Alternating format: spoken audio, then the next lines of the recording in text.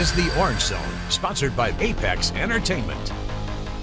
What's up, everyone? Welcome into the Orange Zone podcast. This is an instant recap. This podcast is sponsored by Apex Entertainment. Be sure to like, comment, and most importantly, subscribe. Really helps us out when you do that. That's Rachel Culver. I'm Samantha Croston, and we are joining you after a Syracuse football loss. Back-to-back, I might add. That hasn't happened in the Fran Brown era. 31-18 against SMU. How are we feeling, Rachel? Not good. Notable that it's the first time in the Fran Brown era that's happened. I haven't really quite connected those dots until you said it, but that's pertinent. I should clarify, while he's been at Syracuse, but Yes. still, it's impressive on the one hand that it took that long for that to happen, but it's a little bit deflating to know that it's happening now. In any case, I think the score being 31-18 doesn't necessarily reflect how it felt to watch it. So we're going to bring you through that game and sort of how it happened now. First quarter, immediately this game starts off with a Rickie Collins interception. That ended up being a theme. 3 interceptions overall for Rickie Collins today. When you saw that happen to start the game, were you already feeling nervous? I mean, it's so interesting because one of the first things I remember happening in this game was Yassine Willis hurdle, which was so similar to how the Duke game started. It was an electric moment. People were hype about that.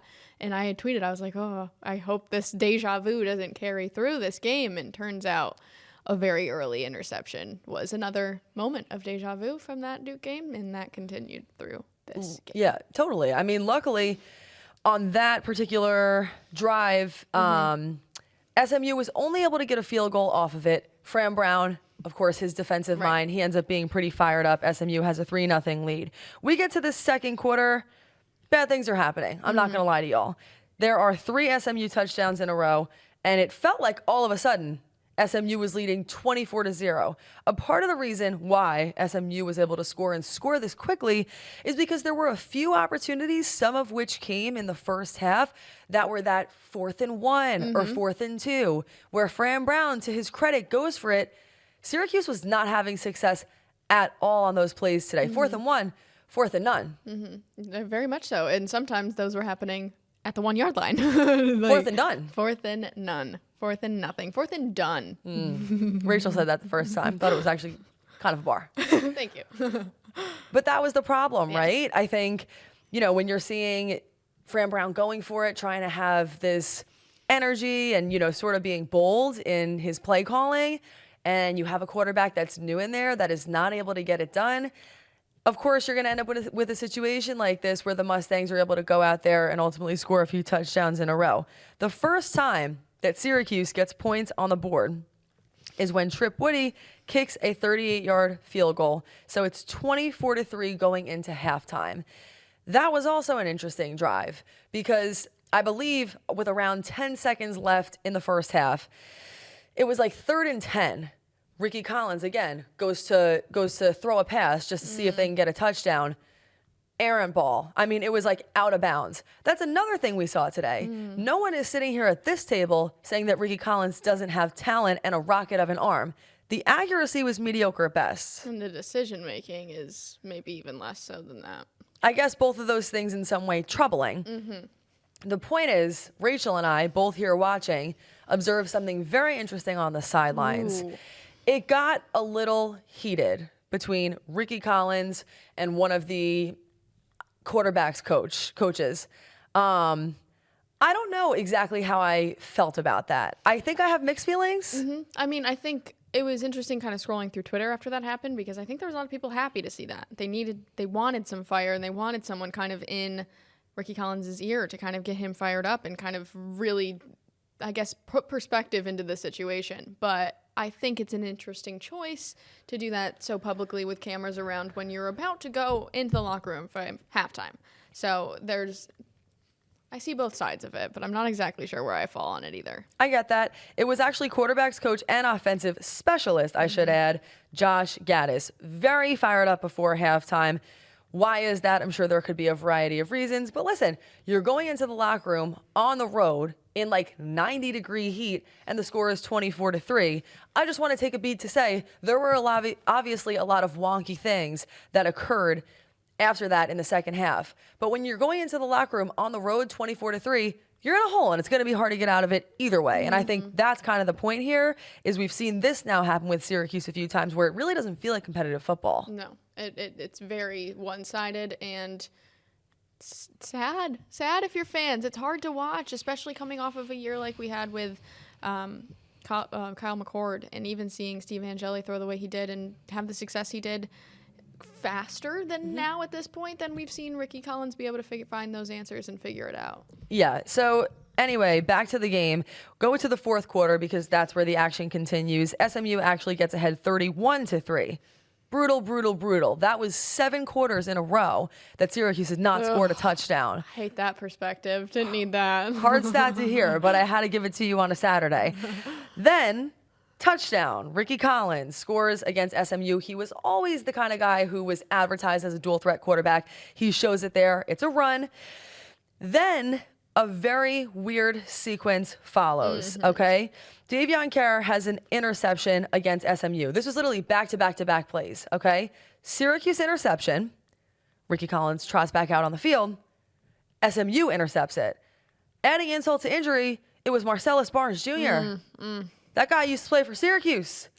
Then they go back out, and there's a safety on SMU. Syracuse gets a safety. Truly, truly bizarre. It felt to me, and I certainly think to the announcers, like SMU just kind of thought the game was over and gave up. And that's kind of where I think you were coming from earlier when you say 18-31 doesn't really tell the whole story here, because I think that is very much the story. I think SMU did let up on the gas in that third quarter coming out of halftime, and that's where you kind of saw it, or even in the fourth quarter. The third quarter was interesting. There wasn't a lot that happened in the third quarter. It was kind of just drives that didn't result in anything, and then the fourth quarter came when Syracuse was finally able to get some more points on the board. But I do think SMU let up on the gas, and that's why you saw the score that we did today.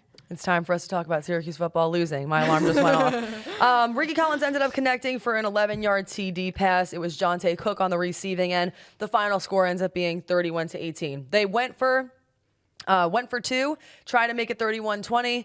Rickie Collins essentially dropped the ball before he got into the end zone. He was trying to run it in. It is what it is. Would 31-20 have made it a little bit different? Perhaps. But I really, really leave this game feeling horrifically discouraged. I do not leave this game feeling like, hey, it's 31-18 and that's somewhat close. Ironically, Syracuse, if I have my math right, I think I do, 18-20, yeah, Syracuse covered. But it just doesn't feel like that to me. It feels like at the end, you know, SMU's coach is way pissed off. He knows that is way below the level that they're supposed to be playing at. Listen, credit to Syracuse here. This is a team that never gives up. Like, the Orange are going out there every single drive, really believing and hoping that there is a chance that they can win and putting together their best effort. But this was not enough, particularly for Rickie Collins in this offense. And the killer is, at least for me, there were a few times where there were receivers downfield, like completely open. SMU, gotta say it, I know it was a college football playoff team last year, not that impressive of a team. No. And if Steve Angeli was here, admit it, this would have been a victory. And it certainly feels that way. And you mentioned covering the spread. Covering a 17.5-point spread doesn't feel like a victory. Fighting to the end, having a lot of hard work that went in and never giving up doesn't feel like a victory. You don't really, it's hard to draw happiness from those 2 points, unfortunately, and I think that's how the majority of the Syracuse football fan base feels right now. There are no participation trophies in college football. Nope. Not in that particular league, and it's hard. I mean, I think that most people knew going into the year that it was going to be a different year than year one in the Fran Brown era. At least I did. I think most of us thought there was, you know, maybe a 5 to 7 win season coming. By the looks of it, it's giving 5, not 7. Yeah. But it just sucks because I do feel like when Angeli was there, listen, do I think that they would have, you know, made it to the college football playoff? No. But I think it would have felt like more of a step in the right direction than it inevitably is going to feel now. 2 games was not enough to show me everything I need to know about Rickie Collins, but it was enough to show me one thing, which is that when Fran Brown said several times that it was a really close battle between Collins and Angeli, I don't really think that was true. I'm doubtful. I think that was a comment made out of respect to Collins because he came here first. He was named that starting role, and then he had competition that came in and was actively trying to take that spot. So I think I wouldn't be surprised if any head coach in that position would kind of take a similar strategy to that and kind of give the benefit of the doubt to the guy that had given more time to the program at that point. But I do think that gap was wider than we were all led to believe. There's one other point, broader point, that I would like to bring up, and then we can wrap it up and get out of here because there's really not a ton to say, I'll be honest. Yeah, if you guys are watching, you are. If you're watching, thank you so much for watching. But honestly, it's like, I guess the other part of it is if you wanted to think about it positively, you could say that this is and will continue to be a developmental year for some of these younger guys. They will get some looks. They will be able to continue going out there, get used to the feeling of playing in a college football environment. And if Steve Angeli is back next year with Syracuse, then maybe they feel encouraged and they want to stay. But like, what if they don't? What if some of the players that are developing now leave?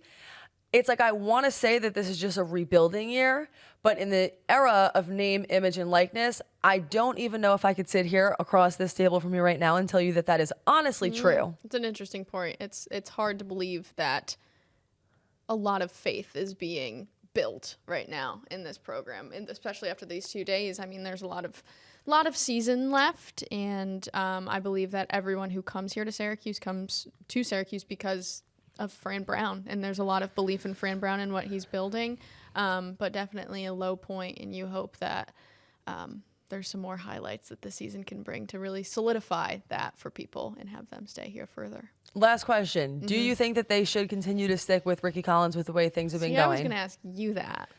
I know. I don't know. I mean, at this point, the other options that they have a guy like Jakari Williams, who's a little bit older. They have a freshman QB who I think they really like. It's like, do you go with a freshman? I don't know, but in the first 3 quarters of that game, what I was really thinking in my head was it couldn't be going so much worse than it is right now.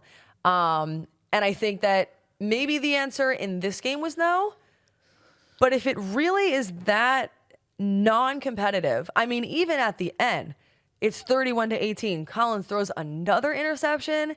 If you're going to go out there and throw 3 interceptions a game, you may as well go with the freshman and try and really make that the guy, or maybe there's a battle next year with that guy and Angeli. Who the hell knows? But I didn't feel like what I saw today, and it could have been nerves. I understand all of that. He wasn't anywhere close to the level that Angeli was. And I don't know that he, right now, Collins this is a good enough quarterback to be the starting quarterback at Syracuse University.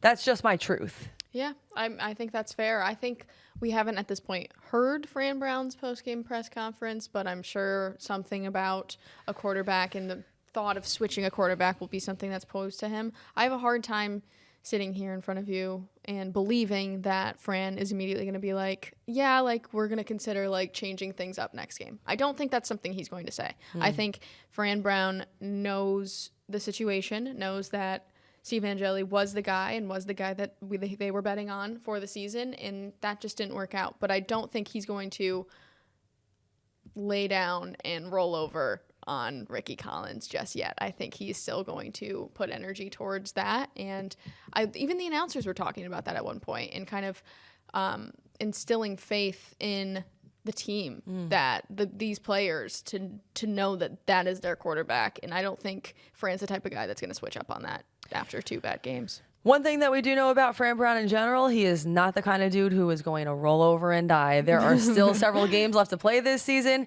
It is a terribly hard schedule, but he is going to make as many adjustments as he can make to try and win as many games as he can. This has been the Orange Zone Podcast, sponsored by Apex Entertainment. Thank you, as always, so much for joining us. We will see you back here next week. I should mention, Syracuse has a bye week. Yep. Then they'll be back facing Pitt. We'll see you then.